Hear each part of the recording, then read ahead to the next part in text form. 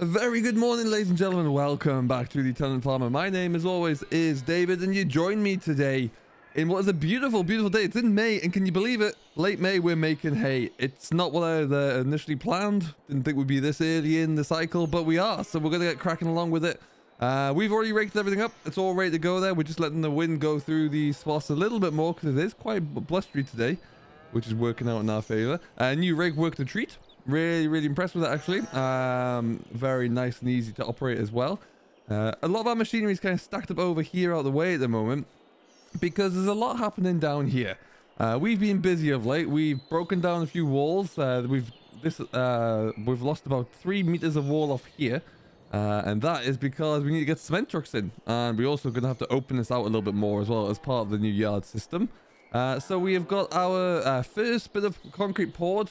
We've even got some foundations in place for when, and hopefully in the next week, we're going to start to see some steel beams coming in here. So we are very close to starting to see a shed of forming, which is going to be great. So as you can see, we've already poured one stretch of concrete here, and then we're going to get on with this bit here. It's going to be done tomorrow. Or no, not tomorrow. Tomorrow being Sunday. It'll be Monday morning if the weather's looking good, and it is. So they'll be back to pour that, and then the shuttering can come off this one as well at the same time, and then they'll be good to go. This was just poured yesterday, so it's going to keep the shuttering on for a few more days, just to make sure it's looking good. But yeah, went in very easily. The one issue that we are having though is space to get trucks in and out, which is why we're leaving a lot of tractors up there where we can. The baler tractor is going to stay out there as well as soon as we finish this afternoon. And then, yeah, because the other issue is the concrete truck somehow is going to come over that Slurry lagoon top, because we haven't got those bales shifted yet. So, but yeah, we're going to come into here, and then we're going to fill this all up here, and we're looking good. As you can see, rather large foundation posts here. I wasn't expecting them to be quite so large, but they are.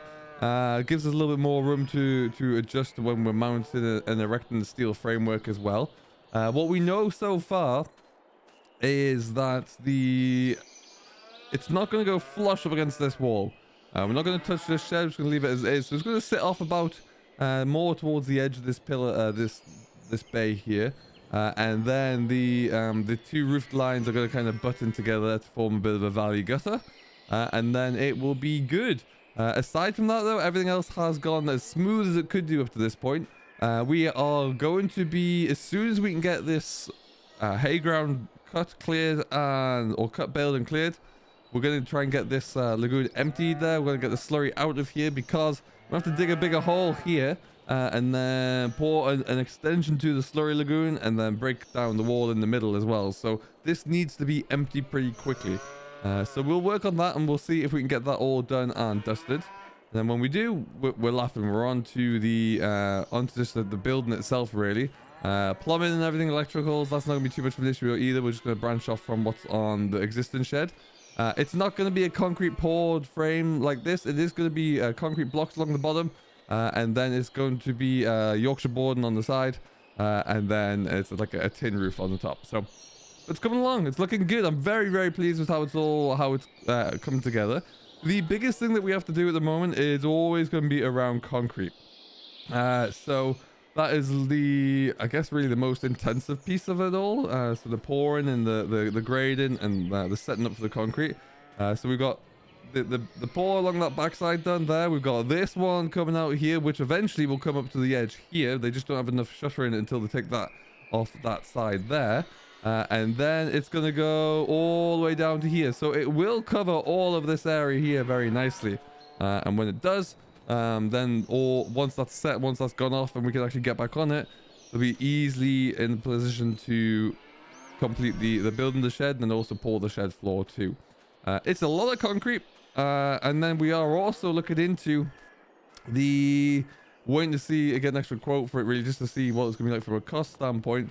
But I'm looking at getting another road or a track put up from here, which can then tie us into this gateway up here as well. Tie us into that gate and tie us up to there. So I'm looking to see what the costs are going to look like for that.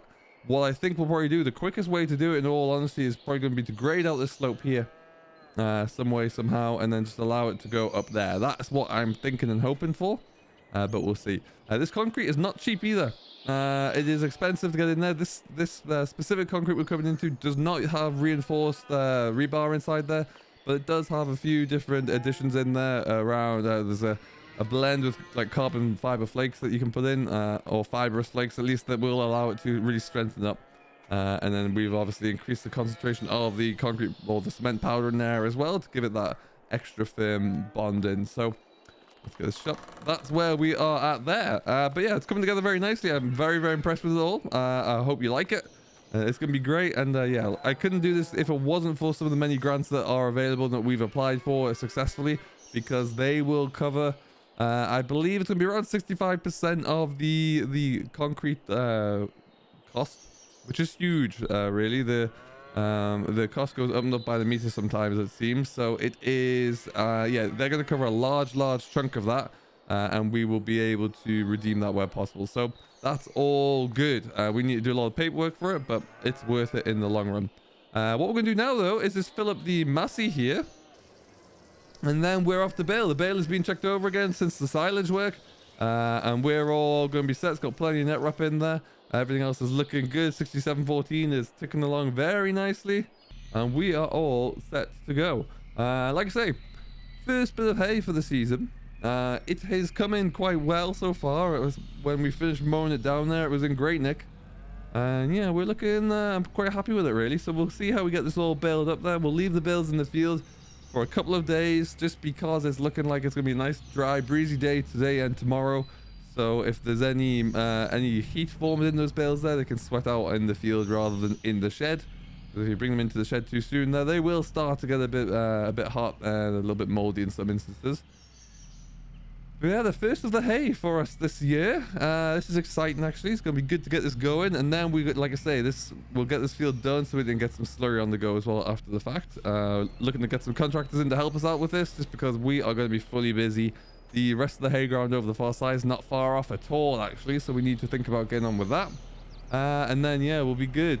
So right now, as you can see, it's a good dryish looking crop here. Actually, it is nice and light. It's a second year meadow grass, really. It's not had much done to it, a bit of slurry on there, but it's you know, it's turned out better than I was anticipating, that's for sure. So yeah, I think it's looking pretty good. We will just fire up the baler there. So our bales are going to be 1.5 meters wide in diameter, which would be, we're not going too crazy big here, but it'll be plenty big enough for what we need. We should be off. We'll see how we get it. First of the hay for 2022, looking pretty good for us here, I do say. And yeah, like I say, we're going to have quite a few acres to do here when it's all said and done. And we'll see how that looks as we get through it there. I have a few different ideas around when we're going to start over in the new block of land, and we'll hopefully really kind of invest in that and put a bit of time in that over the next month or so, and then we'll see where it goes from there. Beeper's going off, which means we're about done. On goes the wrap.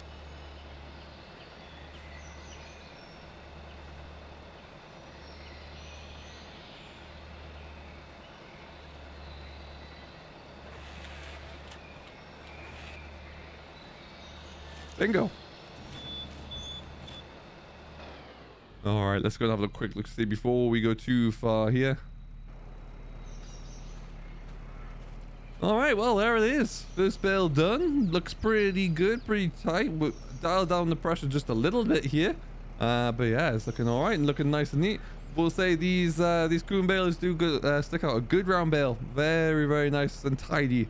Looks particularly good in the hay. We're not chopping up the bale here as well. We do have the choppers on the front there, so when we're going through silage, you can chop it up and make it nice and fine, which aids the fermentation. But we don't need to do that for this, and sometimes I personally find that it makes handling those bales a little trickier. So we've just lowered those knives out the way for now, so that's not going to affect it in any way. But yeah, I think we're looking good. We'll get cracking.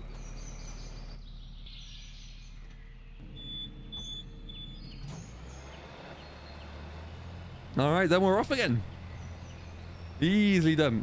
So like I say, this field is deceptively long, actually, and it's going to take a little bit of time. You can see though the rake's done a great job of rolling it up there. It's not a super wide rake, think it comes in around about the 5 meter mark there, but it's better than what we had.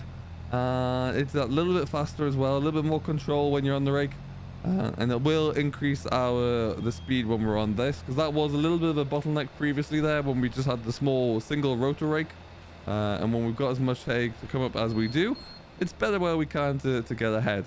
But this is second bale in, and we're not even halfway around the headland here yet, so that's gonna could be a very positive sign actually. But what this field does do as well, it does get a large amount of sunlight at times, actually. I've noticed more than I originally thought. There's a few areas around the headlands where it's a bit too shaded, so it's a bit damp, so we have to give this a little bit longer. But we tested this out 3 times, and it's yeah, it's looking good, looking really, really good. And normally I'd want to go maybe twice. We'd cut a field down there, we'd leave it for a couple of days, ted it once, leave it for a couple of days, ted it again. But I just felt it was a little bit damp in places still, so we gave it another spin out, and it's not taking any harm. All right, and then we're good. So this hay that we're baling here, this is gonna be for us. This is gonna be round bales. We're gonna keep it in our barn for our own consumption over the winter, as part of our TMR and our general feed in there on the finishing stock. The rest of the ground, that is going to be predominantly, and for the most part, it's going to be small baled hay for equestrian usage. Predominantly, it's going to be small baled hay for equestrian usage there, and it will be stored. Most of it will be stored. There is a Dutch barn over in the new block there, so most of it will stay over there until we need to go and pick up a load to move to wherever. So that's what we're thinking, at least for now. I did think of the idea of maybe doing a few headlands from those fields in round baled silage, but we actually made so much silage over there that I don't think we're going to need to. In all honesty, we've got a whole stack over there that I'm not going to need at all, so we'll probably look to sell that at some point, and we'll see what the winter prices are looking like, because yeah, we are doing more than fine for grass for us.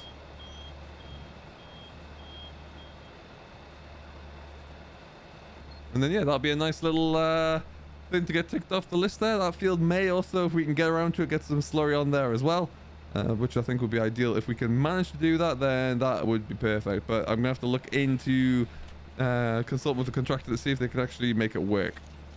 So we'll see.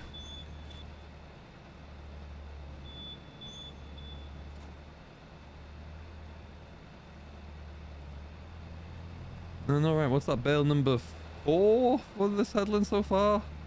We're flying along. This tractor is so much better to work on the baler as well.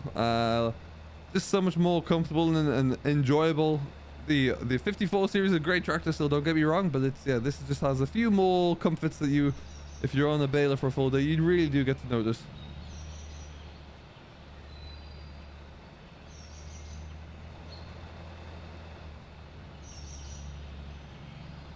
Yeah, this is going to really look to fill up that old that barn of ours. We're going to have to clear some space to get into there again.